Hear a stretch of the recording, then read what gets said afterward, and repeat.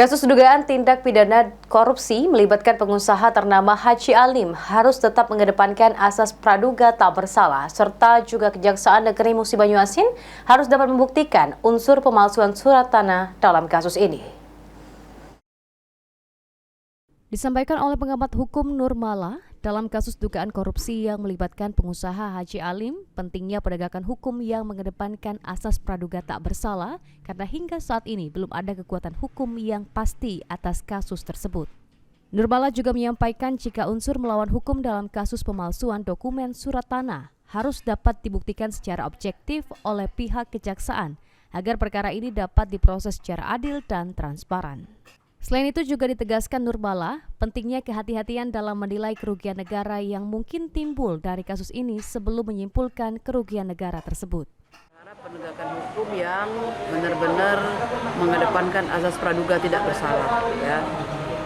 Apapun, siapapun penegak hukum dan siapapun jadi tersangka, sepanjang orang itu belum ada putusan hukum tidak bisa dikatakan bersalah. Tinggal pembuktian nanti, apakah seorang pengusaha ini memang menguasai tanah itu dari dulu sampai sekarang. Kalau itu benar ya betul isi surat sporadik itu memang betul dia menguasai fisik tanah itu. Apakah itu palsu?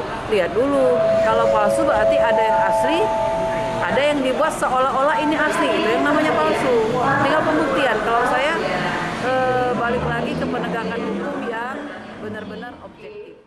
Keterangan serupa juga disampaikan oleh pengamat hukum lainnya, jika siapapun yang terjerat kasus hukum berhak untuk memperoleh perlakuan yang adil, serta juga penting adanya asas praduga tidak bersalah dalam kasus ini karena tersangka juga memiliki hak untuk melakukan upaya hukum.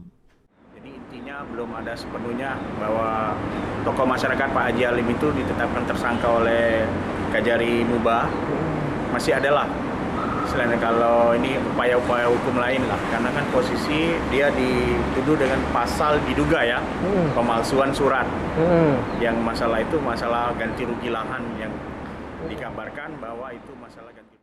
Diketahui sebelumnya, penyidik Kejaksaan Negeri Musi Banyuasin menetapkan 2 tersangka dalam perkara kasus dugaan tindak pidana, dugaan korupsi pemalsuan dokumen surat tanah Jalan Tol Betung Tampiono Jambi. Beberapa implikasi hukum yang penting. Pertama yaitu dasar hukum yang dilanggar, kedua yaitu implikasi hukum bagi kedua tersangka, ketiga tahapan proses hukum selanjutnya, dan keempat potensi hukum. Potensi hukum ini jika terbukti bersalah, kedua tersangka bisa menghadapi hukuman 6 sampai 7 tahun.